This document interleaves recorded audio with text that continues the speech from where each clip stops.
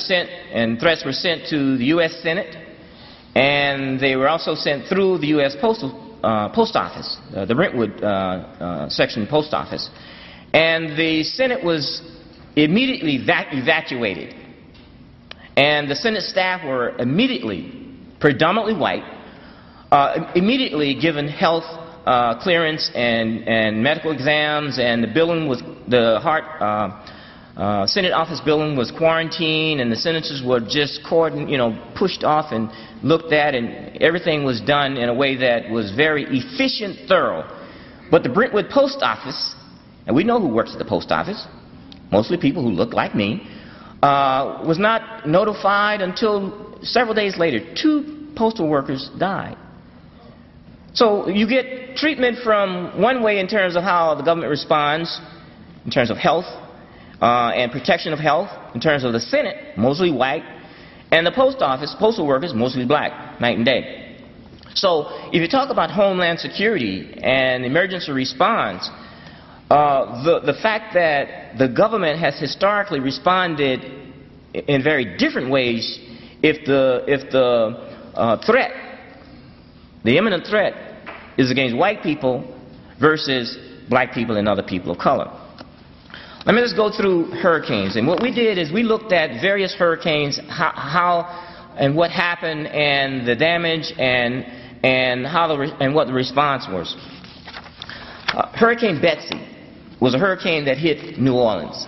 And a lot of people like to refer to Betsy. This is 1965. What happened in New Orleans, and in terms of the levee breaching and the lower Ninth Ward being flooded, and the fact that there are still people in the lower Ninth Ward who believe that the levee was breached on purpose, and by the mayor and his officials to save the white areas.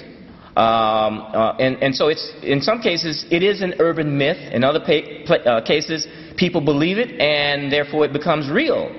And probably the reason why there were fewer deaths in the lower Ninth Ward is because older people who remember Betsy and remember being trapped in their attics with no way to get through. And so a lot of people during Katrina in the lower Ninth Ward have hatchets and axes in their attics and were able to chop through.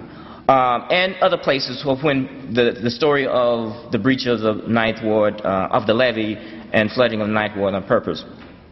Hurricane Betsy created not only devastation, but it also created a landfill that created a Superfund site in a black neighborhood, the Agricultural Street landfill. Most of the debris from Hurricane Betsy in 1965 was put in a landfill in a black neighborhood in New Orleans, and so the people in the Agricultural Street community, Press Park area, have been fighting for decades to get their community relocated from this Superfund site. And it's ironic that they may get their neighborhood cleaned up from this Superfund site because of Katrina. Just before December 2004, there was a major the lawsuit actually went to trial, and the case was declared a class action, and it's still pending in court right now, even though the area where the landfill is located, the Superfund site, or the contamination is much wider than the site itself. There are many neighborhoods in New Orleans now that are contaminated, whether they are brownfields or whether they are Superfund sites is to be determined by the EPA and the federal government.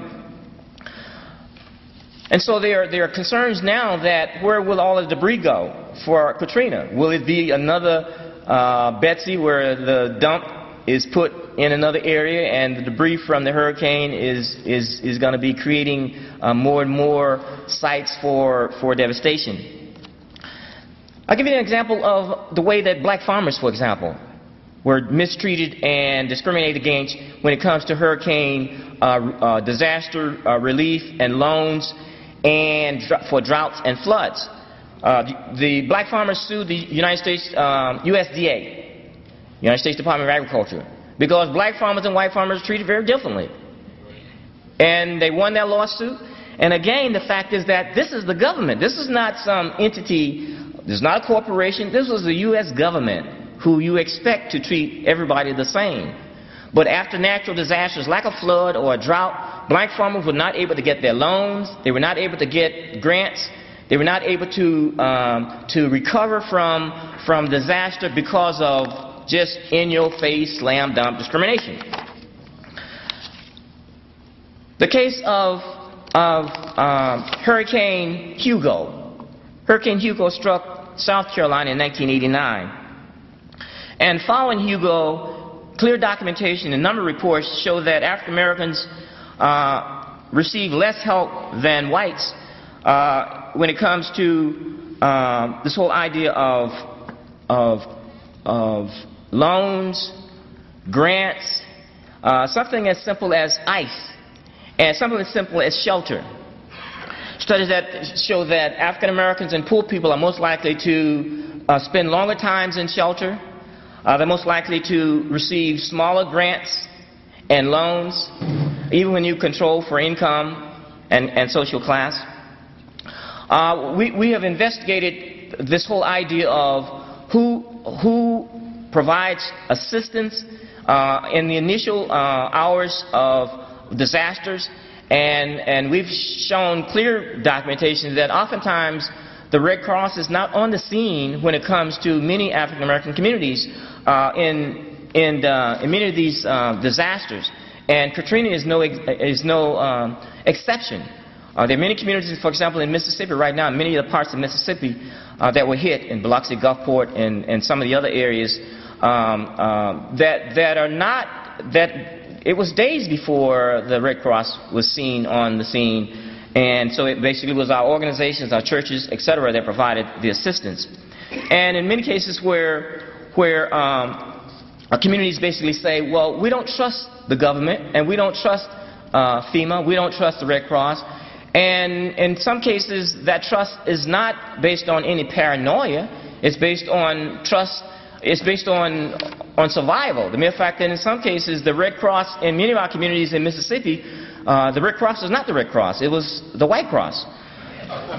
When we look at this whole pattern, for example, I lived in Houston in the 80s, and there was a huge hurricane that hit Houston in 1983, Hurricane Alicia.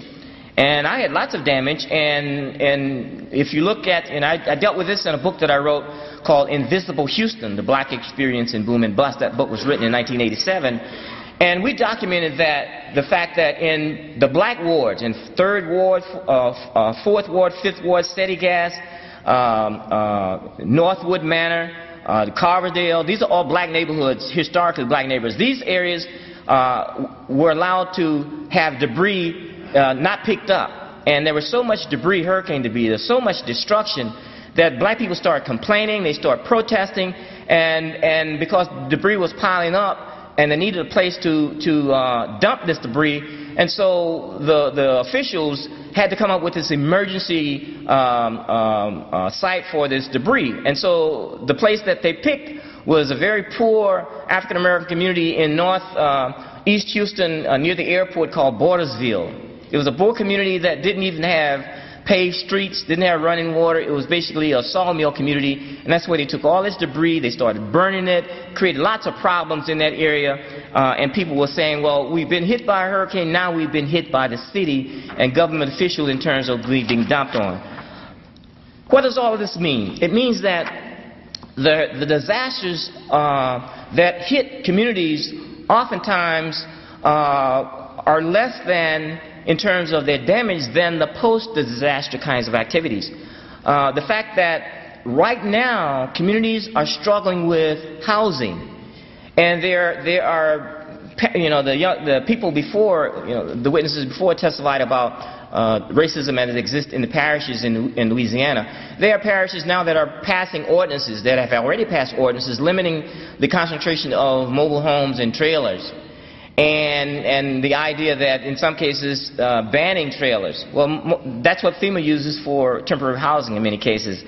If you look at the fact that in many cases communities that are struggling for trying to find housing, they're meeting with, African Americans are meeting with discrimination in housing. I've worked with a lot of people in Louisiana and particularly around Baton Rouge, who are meeting housing discrimination. You know, black people show up for a unit that's that has been posted for rent, and then when they show up, oh, we've already rented that. White person shows up, okay, come on in, rent it. And so using testing, we can show that there's clear racial discrimination in terms of fair housing not being enforced. So it's not just FEMA and not just the federal government in terms of the agencies. There are also local entities that need to enforce the laws as it relates to housing. In terms of price gouging, in terms of insurance redlining, there are many cases of communities that can't get insurance. And this happened before. And so what needs to happen? There has to be strict enforcement of fair housing laws. There has to be monitoring, independent monitoring of FEMA and how resources get distributed in terms of loans, in terms of grants. There has to be uniform cleanup standards in terms of the Gulf Coast. In many communities of color, our communities get less cleanup. And so the way you can kill a community easily is to not clean it up. If the lower Ninth Ward is not cleaned up to residential standards and basically say, oh, it's not feasible to clean it up, it's going to be industrial, you've eliminated a whole, one of the strongest voting blocks in the area and one of the strongest African American communities in the area. If you say the East New Orleans, where mostly affluent middle income African Americans live, is not going to be cleaned up to residential standards, you have basically eliminated politically one of the strongest parts of the city. And so environmental racism can not only affect health, it can affect political strength and political power. And finally, I think it's important that people understand that the issues that I've looked at and that we're looking at did not just happen in August 2005. These are issues that have been around for a long time, and the federal government, the state government, and local government oftentimes have not operated in the best interest of people of color and poor people and disenfranchised people. Dr. Robert Bullard, Professor of Sociology at Clark Atlanta University, Director of the Environmental Justice Resource Center there. He was speaking at the International Commission of Inquiry on Crimes Against Humanity. It took place here in New York City at the Manhattan Center. And that does it for today's broadcast. If you would like to get a copy of today's program, you can go to our website at democracynow.org. Also want to let people know that on Thursday, October 27th, I'll be at SUNY New Paltz in New York State at 7 p.m. And then on Wednesday, November 2nd, at SUNY, that's the State University of New York, Cortland, in New York. A shout out to friends in Oakland as we celebrated Pachi Bene this weekend, and to Dolores Huerta, who is being celebrated, the farm worker activist. On Thursday in Stony Brook, New York, I'll be there along with Phil Donahue and Michael Ratner of the Center for Constitutional Rights. On Friday, November 4th, at Keene State University in New Hampshire, and on Saturday, November 5th, at the Green Festival, and that night in Redding, California.